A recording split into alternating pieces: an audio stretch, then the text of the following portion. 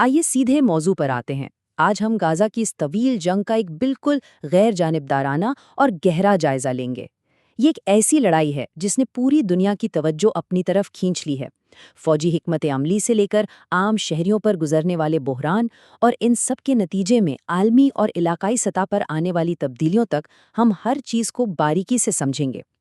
کوئی بھی نتیجہ اخذ کرنے سے پہلے ضروری ہے کہ ہم ان بنیادی حقائق اور مختلف رپورٹس کو بالکل واضح اور امپارشل طور پر سامنے رکھیں۔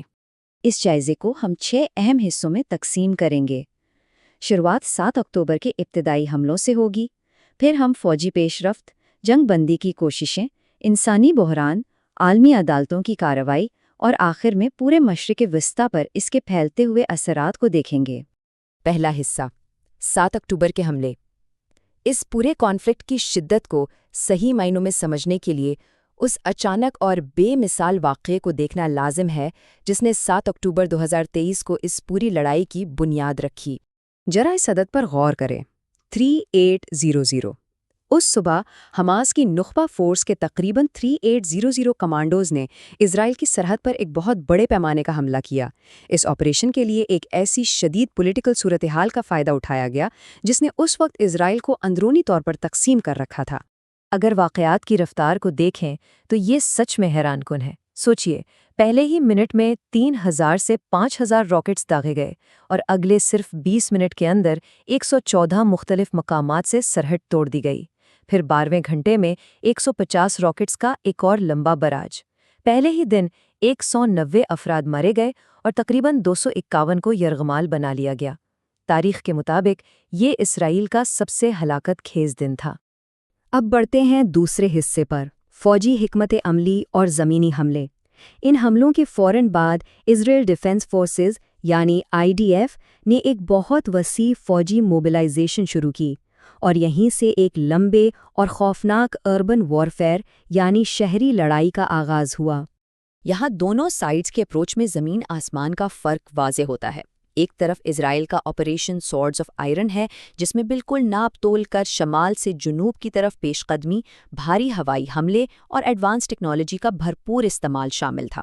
دوسری طرف حماس کی ہائبرڈ ڈیفنس اسٹریٹجی تھی، یعنی زمین دوز سرنگوں اور ویپنز کا استعمال، چھوٹے اچانک حملے اور ایسی ٹیکنیک جس کا مقصد صرف اور صرف مخالف فوج کی رفتار کو قدم قدم پر سلو کرنا تھا۔ اسرائیل کی زمینی پیش قدمی کو دیکھیں تو ان کا پیٹرن بڑا واضح تھا۔ انہوں نے پہلے شمالی حصے یعنی غازہ سٹی کو مکمل گھیرے میں لے کر آغاز کیا، اور پھر سٹیپ بائی سٹیپ ان کا سفر آہستہ آہستہ جنوب کی طرف بڑھتا گیا، یہاں تک کہ آخر کار رافہ پر انہوں نے قبضہ کر لیا۔ تیسرا حصہ، جنگ بندی اور امن کی کوششیں۔ اس مسلسل اور شدید لڑائی کے درمیان عالمی کوششوں نے تصادم کو ٹھنڈا کرنے کے لیے کچھ وقفے اور فریم ورکس بھی تیار کیے۔ ڈپلومیسی اور امن کا یہ سفر کافی اتار چڑھاؤ والا رہا۔ پہلے نومبر 2023 میں ایک عارضی 4 ڈیز ٹروس ہوا جس میں یرغمال اور قیدیوں کا تبادلہ دیکھا گیا۔ پھر مئی 2024 آتے آتے امریکہ، مصر اور قطر کی طرف سے 6 ہفتے کے سیز فائر کی تجویز سامنے آئی۔ لیکن سب سے اہم ٹرننگ پوائنٹ اکتوبر 2025 کا تھا، جب ایک 20 نکاتی امن منصوبہ نافذ ہوا۔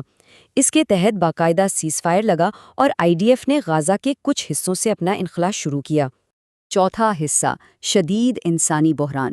دیکھیں، میدان جنگ کی فوجی اسٹریٹجیز اپنی جگہ، لیکن اس پورے بحران کی سب سے بڑی اور دردناک کہانی عام شہریوں کے زندگی اور ان کے گھروں کی تباہی ہے۔ 68,000، یہ فگر سچ میں دل دہلانے والا ہے۔ مسلسل بمباری اور زمینی حملوں کے نتیجے میں 68,000 سے زائد فلسطینی جان کی بازی ہار گئے، اور متعدد رپورٹس اس بات پر متفق ہیں کہ ان مرنے والوں میں سب سے بڑی اکثریت عام شہریوں کی تھی۔ بے گھر ہونے والوں کا حساب تو اور بھی حیران کن ہے۔ سوچئے کہ غزہ کی 2.1 ملین کی آبادی میں سے 90% لوگوں کو اپنے گھر چھوڑنے پر مجبور ہونا پڑا، اور انہیں اپنا بچا کھچا سامان اٹھا کر ان علاقوں میں پناہ لینی پڑی جو پہلے ہی لوگوں سے کھچا کھچ بھرے ہوئے تھے۔ یہاں فوکس کرنے والی بات یہ ہے کہ زندہ رہنے کا پورا سسٹم ہی کولیپس کر گیا تھا۔ 90% بنیادی ڈھانچہ تباہ ہو گیا۔ دسمبر 2024 تک آتے آتے 36 میں سے 19 اسپتال مکمل طور پر بند ہو چکے تھے۔ انٹرنیٹ اور فون لائنز لگ بھگ ناپید تھے۔ پینے کا پانی فیکس روزانہ صرف 4.74 لیٹر رہ گیا، جو پریکٹیکلی نہ ہونے کے برابر ہے۔ انہی حالات کے پیش نظر اگست 2025 میں اقوام متحدہ نے وہاں باقاعدہ فیمین یعنی عام قحط کا اعلان کر دیا۔ آفیشل عالمی رپورٹس نے اس خطرناک صورتحال کی بالکل واضح تصدیق کی۔ جیسے BBC نیوز کی اس رپورٹ سے پتہ چلتا ہے کہ غازہ شہر میں پہلی بار قحط اور بھوک مری کی حالت آفیشلی کنفرم کی گئی۔ یہ ایک بہت بڑا انسانی عالمیہ تھا۔ 5واں حصہ، عالمی قانونی جنگیں۔ جب اتنے بڑے پیمانے پر انسانی پریشانیاں اور ہلاکتیں سامنے آتی ہیں تو عالمی قانون کے دائرے میں ایسے بے مثال مقدمات اور تحقیقات شروع ہونا بالکل طے تھا۔ عالمی سطح پر ان قانونی کیسز کو دو مختلف حصوں میں دیکھنا ضروری ہے۔ ایک طرف ICJ یعنی انٹرنیشنل کورٹ آف جسٹس ہے، جہاں ساؤتھ افریقہ نے دسمبر 2023 میں ریاستی سطح پر نسل کشی یعنی جینوسائیڈ کا مقدمہ دائر کیا، اور دوسری طرف ICC یعنی انٹرنیشنل کرمنل کورٹ ہے۔ ICC ریاست کے بجائے انفرادی احتساب اور جنگی جرائم پر فوکس کرتا ہے۔ یہاں واضح رہے کہ ICC حماس اور اسرائیلی فوج دونوں کے افراد کے ایکشنز کا برابر جائزہ لے رہا ہے۔ ان تمام لیگل رپورٹس کا غیر جانبدارانہ جائزہ بتاتا ہے کہ لڑائی میں دونوں فریقین پر شدید قانونی الزامات عائد ہوئے۔ ساؤتھ افریقہ نے اسے واضح طور پر نسل کشی قرار دیا، وہیں اسرائیل نے ان الزامات کو سختی سے بے بنیاد کہا اور 7 اکتوبر کے بعد اپنے سیلف ڈیفنس کے حق پر زور دیا۔ لیکن UN ہیومن رائٹس کونسل نے اپنی تحقیق میں حماس اور IDF دونوں کی طرف سے جنگی جرائم کے پکے شواہد پائے، اور ایمنسٹی انٹرنیشنل جیسی گروپس نے بھی دونوں طرف سے ہونے والی غیر قانونی کارروائیوں کی سخت مذمت کی۔ اور آخری چھٹا حصہ، علاقائی کشیدگی اور ایک وسیع تر جنگ۔ آخر میں ذرا اس پوری تصویر سے پیچھے ہٹ کر دیکھنا اہم ہے۔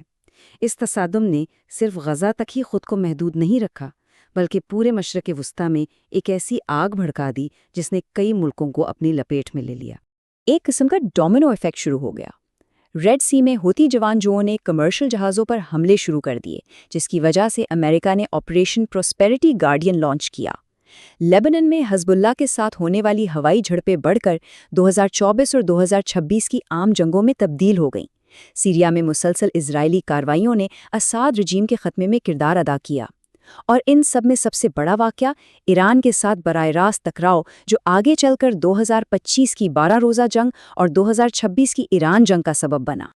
اس پھیلائی ہوئی کشیدگی کا سکیل سمجھنے کے لیے بس یہ ایک نمبر کافی ہے: 170۔ اپنی نوعیت کے بے مثال حملے میں اپریل 2024 کو ایران نے ڈائریکٹ اسرائیل پر تقریباً 170 ڈرونز، کروز اور بیلسٹک میسائلز داغے۔ یہ ریجنل اور گلوبل طاقتوں کے برے راست سامنے آنے کی ایک بہت خطرناک اور سیدھی نشانی تھی۔ اب جبکہ ان تاریخی دھماکوں اور پھیلتے ہوئے اثرات کی دھول آہستہ آہستہ بیٹھ رہی ہے، ایک نہایت ہی فکر انگیز سوال سب کے سامنے آتا ہے۔ اس قدر تباہ کن انسانی جانی نقصان اور 2025 اور 2026 کی ان علاقائی جنگوں کے بعد مشرق وسطیٰ کا عالمی سیاسی نقشہ مستقل طور پر کس طرح تبدیل ہوگا؟ کیا عالمی ڈپلومیسی ان بکھرے ہوئے ٹکڑوں کو پھر سے جوڑ پائے گی؟ یہ ایک ایسی بحث ہے جس پر آنے والے سالوں میں پوری دنیا کی نظریں مرکوز رہیں گی۔ امید ہے اس جائزے نے ان تمام واضح اور پیچیدہ پہلوؤں پر روشنی ڈالی ہوگی جو اس بدلتے ہوئے خطے کو سمجھنے کے لیے بنیادی حیثیت رکھتے ہیں۔